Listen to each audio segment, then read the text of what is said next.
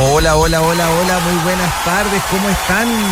Miércoles 25 de junio, son las 6:06, estamos partiendo aquí el nuevo programa aquí en Radio Estación. Oye, hoy día que llueve, que no llueve, estamos todos a la espera. Ayer algunos políticos regalando nylon, otros escribiendo en redes sociales. Acá en Arica quedó la tole, pero no ha llegado la lluvia, así que hay que esperarnos. Estamos a la espera ahí de que si llega o no llega la lluvia. Ojalá que si llegue sin causar mucho estrago, sin causar muchos malestares. Esta es una ciudad. ¿Y por qué digo ciudad? Porque, por ejemplo, en Putre están mucho más adaptados a la lluvia. Tienen mucha más capacidad para poder resistir una fuerte lluvia. Están, de alguna forma, bastante acostumbrados.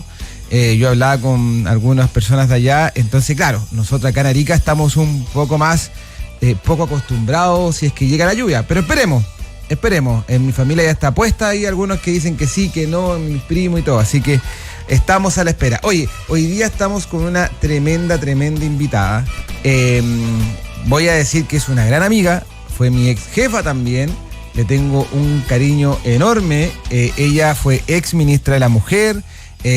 Actualmente es directora también de, no sé si es directora, presidenta, no sé cuál es el cargo ahí, de Somos Mujeres, un grupo de mujeres que está también impulsando cómo se incorporan las mujeres a distintos cargos de alto posicionamiento. Así que quiero saludar a la ex ministra y gran amiga Isabel Pla. ¿Cómo estás, Isabel? No sé si me escucha la Isabel. A ver, ¿me escucha, Isabel? Aló, Isabel. Ahora, Isabel, ¿me escuchas? Yo no la escucho. A ver, voy a escribirle por WhatsApp. Porque estamos con la ex ministra que está conectada. Ya, de hecho, la estoy viendo por el Zoom. Deja escribirle. Tiene que tener muteado ella. Creo que ella motiva al comienzo. Así que revise. Estamos aquí, estoy escribiéndole por WhatsApp para ver que nos pueda ahí responder. A ver. Vamos a ver. ¿No será algo del Zoom? A ver, esperemos, que estamos, como insisto, con la ex ministra Isabel Pla. Vamos a ver si es que me escucha. Isabel, ¿tú me escuchas? Aló. Hola, sí, te escucho perfecto. ¿Cómo está, Isabel? Bien, ¿cómo estás tú? Todo bien, todo muy bien. Oye, estaba acá dándote la bienvenida, le decías que estamos contigo, ex ministra de la Mujer, presidenta también de Somos Mujeres, ex jefa, gran amiga, le tengo un gran cariño a la Isabel, así que estoy muy contento de poder estar hoy día contigo. Bueno, yo entonces, además de saludarte a ti, voy a saludar a la audiencia. El programa se llama Guagua que no llora, no mama. Así se llama, en Radio Estación. Muy buen nombre, así que un abrazo grande a la audiencia ariqueña de Guagua que no llora, no mama. Oye, Isabel, quiero partir contigo inmediatamente con temas de la contingencia. ¿Por qué? Porque la Isabel, aparte de todos los cargos que ha tenido, que tiene, etcétera, es una panelista estable de distintos paneles de discusión de la televisión, con columnas en el diario El Mercurio. Entonces está constantemente dando su opinión sobre distintos contextos y temáticas que se están abordando en el país. Y uno, sin duda, de los más importantes son las primarias, las que se vienen este fin de semana. Entonces, preguntarte a ti, ¿cómo evalúas la campaña? Que ya de hecho terminó la campaña. O termina hoy día, o en estos días termina la campaña ya. La campaña termina mañana. Mañana se cierra. Perfecto. A las 23:59 de mañana se termina la campaña, pero ya claro, ya está en la etapa ya, pero chiquitito para terminar. ¿Cómo evalúas tú la campaña que hizo los comandos oficialistas? Ya, mira, yo quiero que me des autorización para decir algo primero antes que se me olvide, porque mucha gente está preguntando y por lo tanto es muy importante decirlo. Si usted quiere que uno de esos 4 candidatos, Carolina Toá, Janet Jara, Jaime Mulet o Gonzalo Vinter, lleguen a la moneda en marzo del 2026, vaya y vote en la primaria. Muchos electores de centro derecha, de derecha, están pensando ir a votar a la primaria para favorecer a este o a este otro candidato. Y yo le quiero decir que el principio número uno es que cuando uno participa en una primaria se hace parte también de los resultados, no solo ese día, sino de los resultados electorales en la primera y eventualmente en la segunda vuelta. En el 2021 hubo muchos genios también de derecha que fueron a votar por Gabriel Boric para que le ganara a Daniel Jadue. Ambos eran candidatos en la primaria del Frente Amplio y del Partido Comunista. Y terminamos con el Frente Amplio gobernando. Entonces, si usted no se siente una persona que adhiere a las ideas de la izquierda, el domingo cómprese el diario, ojalá esté lindo, siempre está lindo el día en Arica, salga a pasear, prepare un rico almuerzo, lo comparta con la familia, duerme una siesta y no se preocupe de lo que pasa en una primaria que le tiene que ser ajena. ¿Cómo he visto esta campaña? Primero tengo que decirte que yo pensé que iba a ser una campaña sumamente fome y la verdad es que ha estado al rojo vivo. ¿Y qué conclusiones veo yo? ¿Qué observamos? ¿Cuáles son las señales que ha dado la izquierda en general y los candidatos, las dos candidatas, el señor Winter y el señor Mulet, en estos meses de campaña? Primero han demostrado que esta es una izquierda que gobierna, es una izquierda radical, que no ha cambiado en absolutamente nada, que pueden cambiar las palabras que utiliza el presidente Gabriel Boric, que puede estar reconociendo ahora, ¿cierto?, que fueron efectivamente una oposición despiadada con el segundo gobierno del presidente Sebastián Piñera. Está reconociendo muchas cosas, que los acuerdos de libre comercio son buenos, pero la verdad es que mantienen sus convicciones de manera idéntica a las que tenían en el estallido, en el 2020, en la Convención Constitucional, y las ideas con las que aterrizó Gabriel Boric, el Frente Amplio y el Partido Comunista, que son la coalición madre del gobierno, en marzo del 2022 en La Moneda.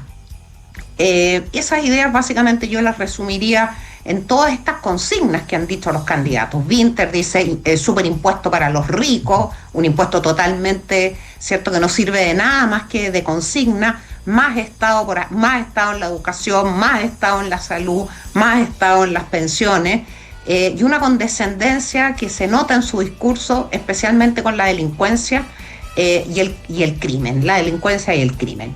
Muestra también una fractura muy grande entre la izquierda que representa ese Partido Comunista histórico y el Frente Amplio, con lo que se llama el socialismo democrático, que vendría siendo la Concertación, y por eso todos los candidatos contra Carolina Toá. Eso ha sido muy fuerte. Y en este mismo sentido me ha llamado mucho la atención, ¿cierto?, la reivindicación de la crítica a los 30 años, los famosos 30 años, ustedes se acuerdan, desde el 90 hasta el año 2000, que coinciden con los 30 años de mayor prosperidad en el país, y prosperidad a la que contribuyó, por cierto, la derecha, no solo con dos gobiernos de Sebastián Piñera, sino también con sus votos en el Congreso y mejorando los proyectos de ley que mandó durante muchos años la Concertación al Congreso.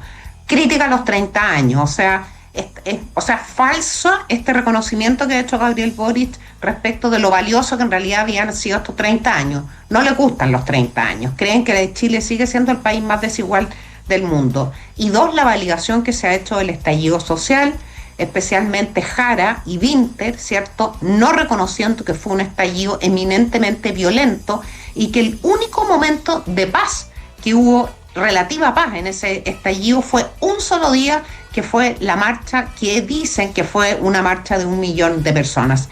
El resto de todos los hechos que rodearon al estallido fueron violentos, desde la quema de las ciudades hasta el que baila pasa, que era humillar, ¿cierto?, a las personas, exigiéndoles que bailaran para que pudieran pasar, y tomándose la calle y todos los bienes públicos, destruyendo el monumento al general Baquedano en Santiago, pero destruyendo también muchos monumentos, plazas, parques e infraestructura pública desde Arica y Parinacota hasta Magallanes. Acá se quemaron, de hecho, supermercados, sacaron supermercados, bancos, verdulerías. No sé si tú te acuerdas, tú no estabas trabajando conmigo cuando nosotros hicimos una ronda con pymes, con mujeres microempresarias que tenían verdulerías, carros que ponían en la feria, pequeñas panaderías, perdieron todo su capital. todo su capital completo y nadie hablaba de esas mujeres. A mí me obligaban y me querían hacer hablar de las mujeres que bailaban desnudas en la Alameda, que le pegaban a las carabineras y le tiraban molotov, y nadie hablaba. Esta gente que hablaba de desigualdad, les importó exactamente un pepino que cientos o miles de mujeres perdieran sus emprendimientos y su capital y sus ahorros de toda una vida, porque a estos jóvenes se les ocurrió, ¿cierto?, salir a quemarlo todo. Así es. Entonces, lo que yo veo en esta campaña es a la misma izquierda de siempre, a la izquierda radical de siempre, representada en el Frente Amplio y en el Partido Comunista principalmente, una crítica sostenida a lo que fueron los años de mayor prosperidad del país, muchas señales antidemocráticas y una revalidación de lo que significó el estallido, para no hablar también de la validación que se ha hecho de la Constitución que presentó la Convención Constitucional, que popularmente se llama mamarracho. A mí no me gusta usar esa palabra, soy más institucional en ese sentido, pero digamos la Constitución que dividía a Chile en 14 naciones, que le ponía tribunales distintos si eras chileno o si eras de algún pueblo indígena, etcétera, y que siguen reivindicándolo. Y la osadía de dos ministras, que hacen propuestas y comprometen cosas como si no hubieran sido formado parte de un gobierno hasta hace menos de 3 meses, Sebastián. No, eso es ni más ni menos que las dos carteras que son de primerísimo nivel, el Ministerio del Interior, ni más ni menos, a cargo, ¿cierto?, de la migración ilegal, a cargo de la seguridad, entre otras cosas, y de la coordinación política, y la ministra del Trabajo, que si hubiera sido por la ministra del Trabajo no tendríamos una reforma de pensiones, que es una buena reforma de pensiones, aprovecho de decirlo.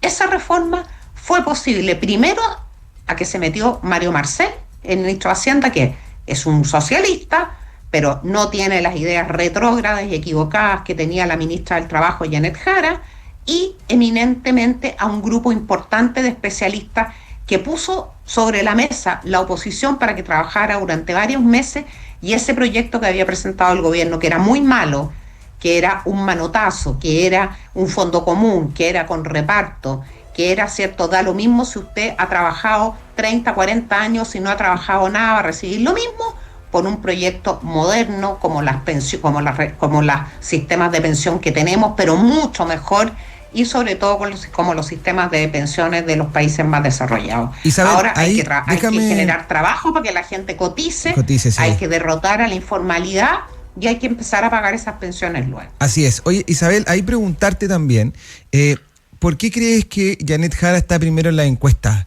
La izquierda, viéndose de alguna forma bastante con poca posibilidad de seguir con un gobierno, empieza a irse a su sector más duro. Ella logra captar esa simpatía o esa amabilidad que tiene la expresidenta Bachelet, la persona que está, o las personas, porque son varios los candidatos, pero hablemos que Carolina Toá sin duda debe ser la competencia más dura, es muy mala candidata. ¿Qué pasa? ¿Por qué Janet Jara del Partido Comunista es la que está liderando la encuesta? Sí, aclarémosle a la audiencia, Sebastián, que está liderando las encuestas entre quienes votan en esa primaria, ¿ya? En Chile votan 13 millones de personas. No sabemos cuántos van a votar esa primaria.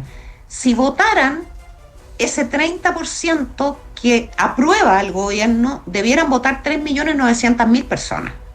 No va a votar esa cantidad de gente el domingo, tenlo por seguro. Entonces, primero, no es que lidere las encuestas presidenciales, para que la gente no se confunda. Lidera las encuestas de la primaria, que son una proporción relativamente pequeña del electorado. ¿Por qué está liderándola? Porque así es una candidata extraordinaria. Es una mujer que tiene un talento, ¿cierto?, para expresar, ¿cierto?, que es una mujer común y corriente, para mostrar su biografía como un trofeo. Yo nací en Conchalí, son cosas valiosas y hay que valorar, ¿cierto?, que una persona que viene efectivamente de un mundo de mucho esfuerzo haya logrado llegar donde llegó a ser ministra, además abogada, y eso hay que valorarlo. Pero ha sido una candidata que ha logrado sacarle el jugo a los elementos que tienen tanto su biografía como su simpatía personal y una capacidad de comunicar, sencillez y de esconder lo más importante de su biografía y de su condición política, que es una militante desde los 14 años del Partido Comunista. Partido Comunista que no ha cambiado, y nadie milita en un partido político, menos en el Partido Comunista, si no comparte sus convicciones. Yo creo que a la gente no se le olvide eso, porque uno puede efectivamente esconder cuáles son, pero tú Sebastián Huerta, ¿militarías en el Partido Comunista si no tuvieras un ADN marxista y no compartieras la visión del Partido Comunista? Por eso, para mí, lo mejor de toda la campaña de primarias ha sido la frase que le dijo Carolina Toá en el debate de TVN. Los países gobernados por el Partido Comunista son países que enfrentan un camino de pobreza, de miseria y del cual cuesta mucho volver. Para mí, esa frase tiene que inscribirse en bronce, porque no la dijo una militante del Partido Republicano o de la UDI, la dijo una militante fundadora de la Concertación, hija política de Ricardo Lagos y que viene desde lo más profundo del socialismo. Así es. Así que por eso creo que ha sido es una buena candidata.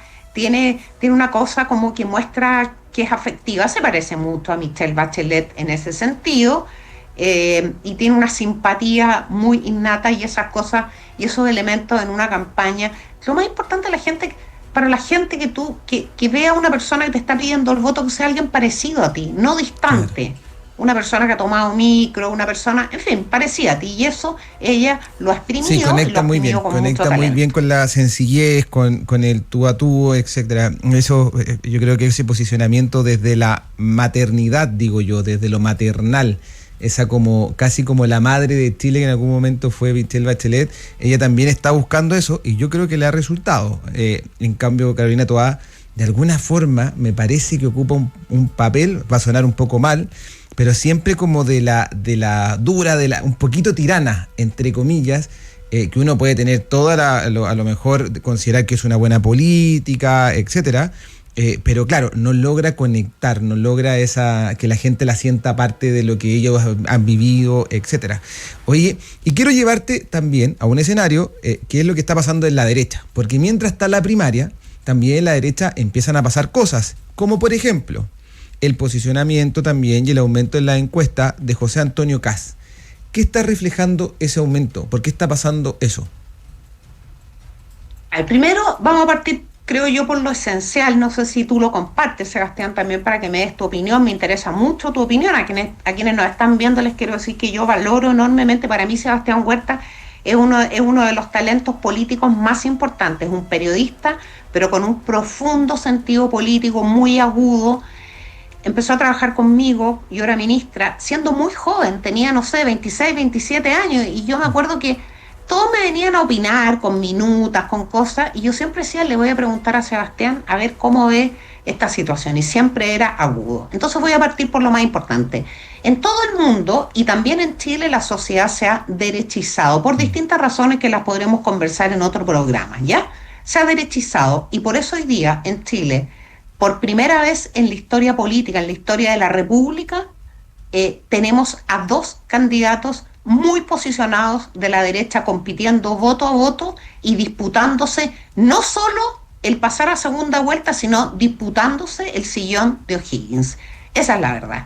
Yo formo parte, ¿cierto? Yo voy a votar por Evelyn Matei, es mi candidata, quiero que sea presidenta de Chile, porque sé que va a ser una gran presidenta para el país, pero tengo que reconocer desde hace muchos meses, porque lo conversamos con ella, que esta va a ser una campaña muy competitiva y se va a llegar de manera muy estrecha, tanto para pasar a segunda vuelta como para ganar la elección presidencial. Primero. Segundo, José Antonio Kast tiene dos cosas que son muy positivas. Primero, que se haya levantado Johannes Kaiser, ¿cierto? Johannes Kaiser partió como un diputado del Partido Republicano, muy conocido por sus expresiones disruptivas, por ser una persona con una forma de comunicar muy, muy ruda, muy radical de alguna manera. Sale de Republicanos, se levanta como candidato presidencial y ocupa el lugar de la derecha radical.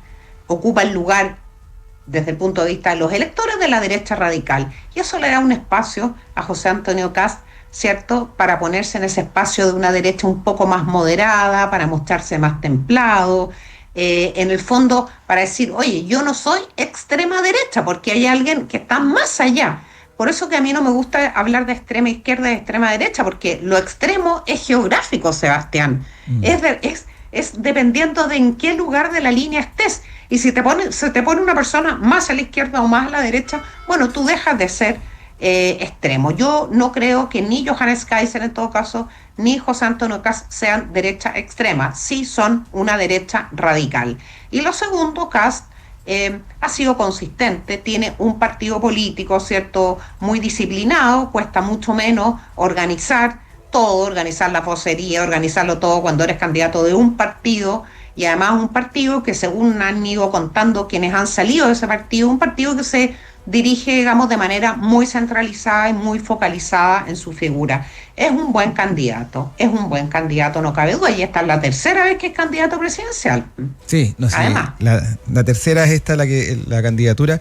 Pero hay preguntarte... Yo espero que no sea la vencida, con mucho respeto a los amigos republicanos que me están escuchando, porque mi candidata es otra, y es otra no solamente por afecto, sino porque tengo la convicción, la certeza que tiene las capacidades, que tiene el talento, que tiene las mejores ideas y tiene también la capacidad de convocar no una mayoría política. Es un error hablar de mayoría política. Lo que necesita en la próxima presidenta de Chile es una mayoría social para implementar, primero, para hacer los cambios urgentes y prioritarios del país. Todos sabemos cuál es. Ustedes viven en una región muy afectada, tanto por la migración ilegal como por el crimen organizado, por la situación geográfica que tiene Arica y Parinacota. Así que lo primero es eso, voluntad para que el Estado de Derecho se cumpla, voluntad para penetrar en todas las redes de corrupción que hayan justamente, que estén facilitándole el camino al crimen organizado. A mí me ha parecido de la máxima gravedad, ¿cierto? Está la denuncia de personas vinculadas, suboficiales de una de las ramas de las Fuerzas Armadas ligadas a este tema, y eso hay que sacarlo de raíz. Entonces, Isabel, por eso ella es mi candidata, pero lo que yo con el mensaje que quiero que nos quedemos, porque son datos, no es una opinión, es que el mundo entero se ha derechizado por distintas razones, y en Chile esa derechización es muy evidente. Yo creo que esta va a ser una elección que va a sorprender por la mayoría, fíjate que los candidatos de derecha, sé que no se pueden publicar encuestas, pero déjame decirte un dato, los candidatos de derecha, Johannes Kaiser, Kast, junto a Evelyn Matei, suman, ¿cierto?, 56 o 57% de las personas que responden la encuesta. Oye, Isabel, tú tienes una larga experiencia también en campañas. Has participado de las campañas, estuviste también, yo no sé si estuviste en la primera, pero sí sé con certeza que estuviste en la segunda campaña del expresidente Piñera, asesora muy cercana al expresidente Piñera. Te quiero preguntar, ¿cómo has visto tú la campaña de Evelyn Matei? Hay una constante conversación en los medios de comunicación en torno a lo que está pasando en la interna. Y no necesariamente en lo que está proyectando, en cómo las ideas que está tratando de levantar, las propuestas, etcétera, las puestas en escena, etcétera. La conversación se ha ido al interno. Mi visión, y yo creo que ahí todos lo compartimos, cuando se te empieza a meter la conversación en la interna, empieza a causar un daño feroz, porque es muy difícil salir de ahí, porque para los medios es muy atractivo ese comidillo. Entonces, ¿qué crees que está pasando y cómo crees que se puede salir de esa conversación? Mira, yo estuve en un Zoom con Evelyn Matei el domingo, el Zoom que hizo con 50 mujeres, todas dirigentes del mundo social y del mundo político. Fue una conversación, una sesión de trabajo muy interesante. Esa es la primera aparición de Evelyn Matei. Ella estuvo una semana en cama, tuvo virus sincicial, estuvo muy delicada de salud, ya está bien. Y yo te puedo decir que desde el domingo hasta ahora Evelyn Matei muestra una energía muy grande. Creo que en ese sentido los medios van con un cierto delay, ¿cierto? Porque están todavía con la resaca de lo que había estado pasando, pero ella viene con una fuerza muy grande y lo está demostrando. Ayer estuvo en una conferencia muy exitosa en Clapes UC, un centro de pensamiento de la Universidad Católica que se transmitió a todo el país. En este mismo momento estamos, no sé, a 10, 15 minutos 15 minutos de que llegue a un centro social en Huechuraba, en donde va a entregar la propuesta para las mujeres de Chile, o sea, en el corazón del mundo social de la región metropolitana. Ahora sobre la campaña. Yo creo que hay como varias reglas, que son las reglas que hemos aprendido, y son las reglas especialmente que yo aprendí, sobre todo con Sebastián Piñera. Yo, en la primera campaña de Sebastián Piñera, yo era vicepresidenta de la UDI, por lo tanto participaba, pero como desde mi partido, desde la UDI. En la segunda campaña formé parte de su equipo de trabajo. Primero, el comando no es noticia. No hay nada que comunicar sobre el comando, ni dónde está, ni cuántos trabajan, nadie tiene por qué saber, no importa quién es el jefe de gabinete, quién es este, quién es el otro, no importa nada, no sabemos nada de eso, no tiene por qué saberse, salvo por supuesto aquellos elementos que forman parte de la legalidad en Chile, que cómo se financia, la transparencia y todo lo demás. Pero todo lo que ocurre alrededor del comando no tiene importancia para los electores. Segundo lugar, respecto de las vocerías, dos cosas, Sebastián, tú que eres un joven y tú eres comunicador y muy power, a ver si me vas a encontrar razón. Primero, lo más importante sobre las vocerías, menos es más. La única vocera natural se llama Evelyn Matei. Sí. Y para lo operativo o lo negativo, ¿cierto? Porque siempre tiene que haber alguien que vaya a enfrentar los problemas en los gobiernos, los problemas en la primera instancia, públicamente, en un punto de prensa, no los enfrenta el presidente de la República, lo enfrenta el canciller, la ministra del Interior, quien corresponda. Para los problemas, Diego Paulsen, que es un ex diputado RN, un joven también con un enorme liderazgo, y está esa vocería. Y el resto, todos sintámonos convocados para hablar de Evelyn Matei y de las razones por las cuales hay que votar por ella. Y lo segundo, y es lo que quiero preguntarte, yo creo que los voceros están pasados de moda. Hoy día importan mucho más los influencers, importa mucho más que tú puedas conectar, ¿cierto?, con esa cantidad enorme, no sé si miles, pero cientos de jóvenes, hombres y mujeres, que tienen streaming en YouTube, que transmiten en vivo, que transmiten live desde Instagram, que están transmitiendo programas desde Facebook. Ese es el mundo de comunicaciones que la lleva.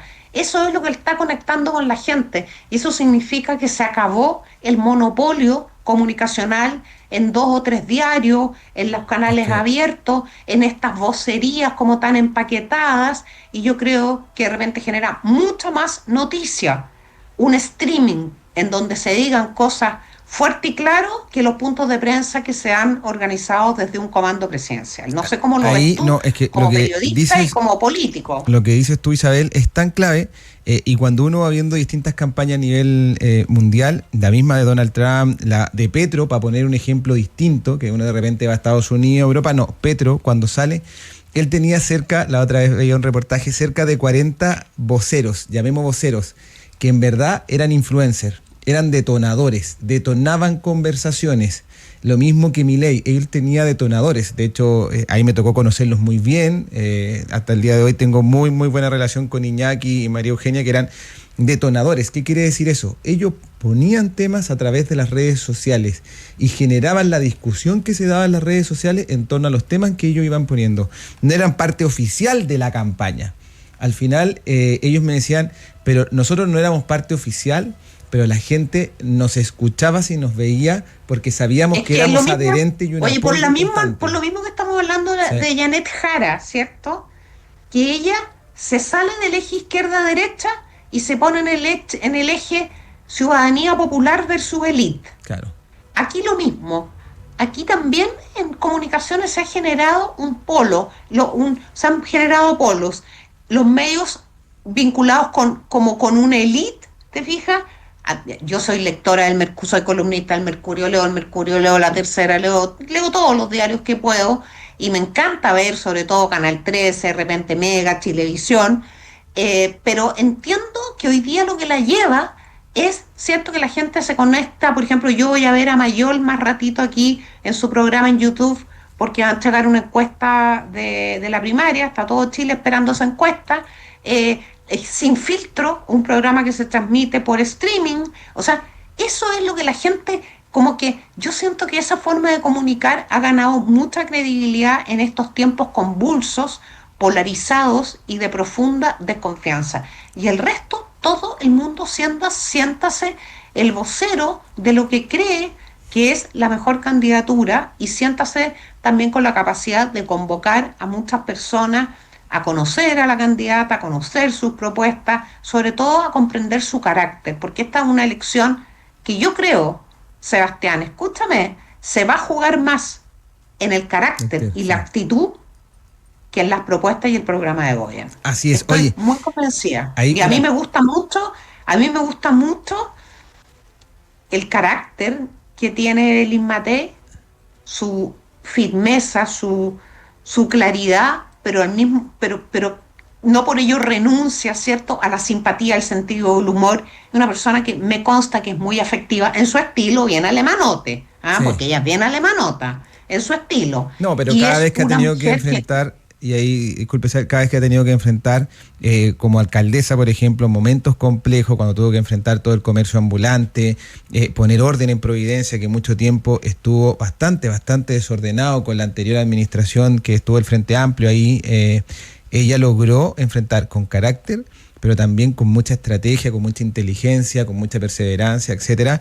Y en ese sentido, ella tiene esas características que son importantes también para el país. Oye, una cosa, la Isabel decía, yo leo el Mercurio, leo La Tercera, leo el Financiero, yo puedo dar fe de eso. Ahí me tocaba pasar a buscar, porque me pasaban a buscar a mí y después pasábamos a buscar a la Isabel. Entonces se subía, no sé, 7 de la mañana, te lo juro, 7, 10 de la mañana, y las primeras veces yo me subía, yo igual chico, pues, entonces me decía, oye, ¿leíste la editorial del Mercurio? Y yo, 7, 10 de la mañana decía, concha, ¿cómo lo hago? ¿Cómo me empiezo a ingeniar para leer? Entonces ya después agarré, la verdad es que la práctica, y hoy día, claro, después con la Isabel fue la primera inducción y después con los demás jefes también, en donde empecé ya cuando llegaba a las 7 de la mañana ya traía todo leído y todo bien informado y con una opinión. O sea, que hay una forma de leer también, no todo el diario importa, según la pega que tú tengas, porque yo me imagino que el gerente de un retail llega de H a leer el Cuerpo B o el Pulso. Pero hay una manera de leer rápido. Uno de los titulares dice, esto es importante, esto me cambia la forma de enfrentar este problema. Y uno lee un poquitito así como cruzado. Y también hay que echar un vistazo que cuáles son los trending en Twitter, qué es lo que está pasando ahí. Bueno, y ahí en eso estaban ustedes, que era un equipo de comunicaciones espectacular, a pesar de que era chiquitito, en un ministerio muy chiquitito. Y siempre teníamos, ¿cierto?, especialmente tú, que monitoreabas con harto talento lo que estaba pasando. Tú sabías lo que estaban hablando en todos los matinales. ¿Por qué? Porque eran temas que tenían que ver con nuestra tarea, con nuestro trabajo. Oye, y nos tocó duro, Isabel, así que, y ahí la Isabel siempre con todo en la yo nunca he visto a la ministra Orellana en un matinal, no se toma la molestia ella. No, nada, nosotros teníamos las marchas. O sea, es más, con todo respeto, yo empiezo a ver acá canales de televisión muy tempranito, salgo temprano de la casa a trabajar, no he visto nunca a la ministra, creo que 1 o 2 veces he visto a la ministra Orellana así como con el pelo mojado a las 7 de la mañana, en cambio ustedes me arrastraban a los canales y yo estaba sentada en el estudio, maquillada, peinada y todo a las 7 de la mañana. No, sí, era hablando durísimo. Lo más inteligente. Entonces, no, aquí no se toma mucho la molestia, para serte franca. No, en este gobierno no se toma ninguna molestia, la verdad. Oye, quiero pasar, y ya para ir cerrando, Isabel, al tema de las propuestas. Hay una propuesta que ha causado un poquito de revuelo, que a todo esto yo tengo que decirlo, y estoy completamente de acuerdo, para ser sincero, el tema de reducir al mínimo el presupuesto de televisión nacional. ¿Cómo ves tú esa propuesta? Porque acá podemos tener diferencia a lo mejor, porque la Isabel es una mujer que es de medio, le gusta mucho la discusión pública, entiende el valor de los medios, que son muy relevantes, importantes, etcétera. Entonces, acá podemos tener una diferencia. ¿Qué opinas tú de esa propuesta? Yo estoy totalmente de acuerdo.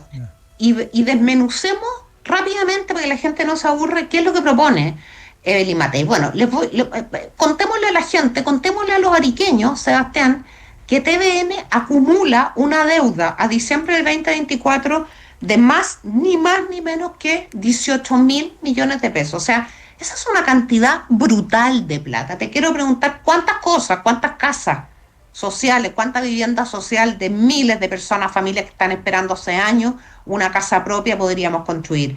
¿Cuántos baños de colegio que están asquerosos y derrumbados en todo Chile podríamos arreglar? 18.700 millones de pesos es la deuda que acumula TVN. TVN es un edificio maravilloso, gigantesco, totalmente vacío y nunca ha estado ocupado. Yo he ido mucho, yo sigo trabajado para TVN. Entonces estoy completamente de acuerdo con Evelyn Matei. Toda la televisión abierta enfrenta crisis. Yo estoy de acuerdo con que el Televisión Nacional se reduzca al mínimo. Creo que lo primero que tiene que hacer es vender ese elefante que tiene de edificio, que no tiene ningún sentido cuando hoy día la televisión es básicamente digital, venderlo y diseñar una televisión que cumpla efectivamente. Yo sí estoy de acuerdo con un canal público, Seba, creo que es muy importante, pero tiene que diseñar una programación que realmente justifique lo que va a costar tener TVN. Básicamente creo que el tema cultural, el tema de los niños, porque ese capítulo de TVN funciona súper bien, la programación para los niños, la programación infantil, tema cultural, mínima cápsula noticiosa, muy en el estilo de lo que hace BBC en Inglaterra, lo que hace el canal de Francia, ¿cómo se llama? France, whatever, el de Francia, R Italia, los canales, porque en Europa en general los países tienen RTV, en España los países tienen, las democracias tienen canales de televisión, pero también todos se han reducido a la mínima expresión sí, para poder financiarse y para cumplir un rol que sea relevante desde el punto de vista de lo público, no de lo político, ojo, porque ese es el gran riesgo siempre que tienen los canales, que los gobiernos que llegan, ¿cierto?, traten de inyectarle líneas editoriales que tengan que ver con su pensamiento político y que abandonen la neutralidad que tiene que tener un canal que va a ser pagado, que está haciendo hoy día, quiere que sea pagado por todos los chilenos, porque lo que pasa es que ¿qué es lo que está pidiendo TVN o pretendía pedir TVN? Porque me parece que ahora desistió. Pretendía que de nuevo, por tercera o cuarta vez en los últimos 10 años, el Estado de Chile, el fisco, le pasara plata otra vez para seguir financiando el hoyo que arrastra desde hace mucho tiempo. Déjame decirte que en los años que ha gobernado Sebastián Piñera fueron los únicos años que TVN efectivamente terminó en azul, claro, en números azules. Anita Luigi fue la presidenta de Televisión Nacional desde el 2018 hasta el 2021 y Televisión Nacional en todos esos años cerró los años en azul. Sí. Pero bueno, no le vamos a pedir a la izquierda que administre bien las platas porque vamos viendo que lo que han administrado en estos años ha sido desastroso. Oye, Isabel, mira, quiero llevarte ya la última. Son buenos para hacer propuestas, comprometerse y acusar que el mundo es muy desigual y que van a cobrar más impuestos, pero cuando tienen la plata en la mano, pucha, se les va por el agua, por las fundaciones, las comisiones, etcétera. No, todo eso. Oye, Isabel, te quiero llevar ya la última pregunta porque tú fuiste ex ministra de la Mujer, estuviste en un momento que fue clave en la discusión política. Yo creo que el tema mujer fue en el momento que más se elevó la discusión, donde estaban las marchas. Yo me acuerdo una vez, yo nunca me voy a olvidar, a nosotros éramos un ministerio chiquitito, entonces nosotros buscábamos las noticias, los medios, los ministerios grandes contratan empresas que le mandan las noticias. Ya, nosotros en ese tiempo teníamos que leer todos los diarios buscando las noticias de temas mujer. Así de pobre éramos en ese ministerio. Pero un día, nunca me voy a olvidar que vi los diarios y era una locura, estaba lleno de noticias, eran especiales completos de cómo el tema de los sueldos afectaba a las mujeres, cuáles eran los desafíos que tenían las mujeres universitarias. Había toda una discusión en torno al tema mujer. Y uno de los que tomó la bandera con mucha fuerza en su momento, y eso hay que verlo así también, fue la izquierda, que tomó esta bandera para sacar dividendos políticos, de los cuales yo creo que sacó. Y ahí quiero preguntarte, ¿cuánto avanzó una agenda real que sea beneficiosa para las mujeres en este gobierno? Y ahí quiero pasarte ya después al tiro la otra pregunta. ¿Qué crees tú que debería impulsar Evelyn Matei en su programa de gobierno para realmente llevar a las mujeres a ese lugar donde tienen que estar, que es en plena igualdad en términos laborales, de oportunidades con los hombres, y donde cada una de ellas sea la protagonista de su vida? Mira, primero, efectivamente la izquierda siempre se ha sentido dueña, monopólica, en exclusiva de este tema, pero te quiero recordar que yo fui la ministra, no una de las mejores evaluadas, sino la mejor evaluada durante casi los 2 años que estuve. Después vino Mónica Salaquet, le costó algunos meses y al tercer o cuarto mes pasó a ser la tercera o cuarta ministra mejor evaluada. O sea, yo te quiero decir que el país valoró lo que se hizo en esta materia en el gobierno del presidente Piñera, y lo valoró porque nosotros pusimos toda nuestra energía y los recursos en las prioridades. ¿Cómo está mirando Evelyn Matei el tema de las mujeres? Yo te diría que hay 3 o 4 pilares. Voy a decirte 3 que son bien importantes. Ella ha recorrido todo el país y estamos trabajando en esto desde hace casi un año. Primero y primerísimo, seguridad. ¿Por qué, Sebastián?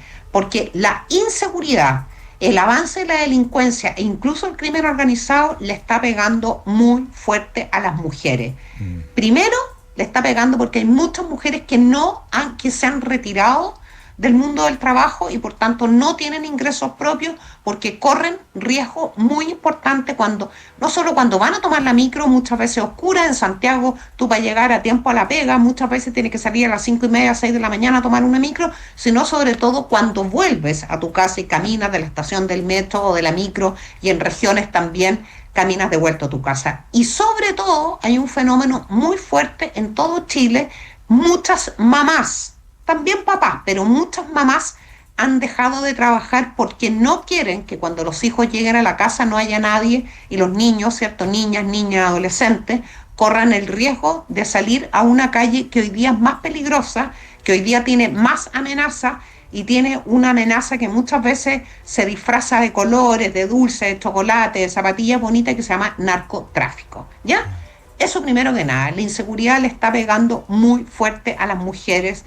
Primero porque se siente protectora de su familia y está saliendo del mundo del trabajo por miedo a dejar su casa y a sus hijos solos, y también por miedo a sufrir ella una agresión. Segundo, va a haber el gobierno va a enfrentar una arremetida muy fuerte de recuperación del empleo. El desempleo femenino hoy día está casi en 10%, 9,7% es la cifra oficial de desempleo en Chile. Es la peor cifra, sin contar la pandemia, que es un momento excepcional, es la peor cifra de empleo femenino en 15 años en Chile. O sea, desde antes del primer gobierno de Michelle Bachelet. Nunca habíamos estado en una situación tan crítica. Por lo tanto, es muy importante hacer todo lo posible, una política de subsidios, de bonos, incentivar la formalidad, porque también ha avanzado mucho la informalidad. Y cuando uno es informal, y aprovecho de decirle a las mujeres que me están escuchando, cuando tú no tienes un contrato de trabajo, no solo no tienes vacaciones, no tienes cotizaciones, estás a la intemperie.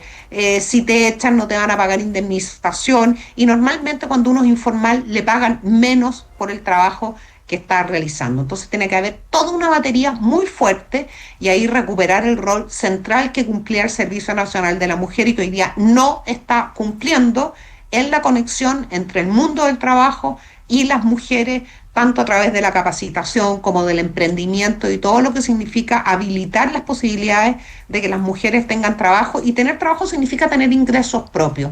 A una mujer que está siendo víctima de violencia no la vamos a convencer de denunciar al agresor si no tiene la tranquilidad que va a poder comprar el pan al día siguiente, claro, y pagar la micro para que sus hijos vayan al colegio. Esa es la verdad, la realidad. Mucho discurso lindo, mucho Irina Caramano, mucha cosa, hermana, te creo, el género y todas estas cosas que les gusta hablar a las mujeres de la izquierda de pañuelo verde, pero la vida real es como te la estoy contando, ¿cierto? Para la inmensa mayoría de las mujeres, y sobre todo para aquellas mujeres que sufren situaciones muy complicadas, se sienten solas y están con su alma vulnerada, ya no con sus derechos, con su alma vulnerada. Y esas mujeres necesitan un Estado activo, eficiente, que deje de hacer discurso y haga lo que tiene que hacer. Y hay un tercer tema que es muy importante, no sé exactamente qué experiencias vamos a traer a Chile o qué experiencias que ya se están implementando en Chile vamos a potenciar, pero todo lo que tiene que ver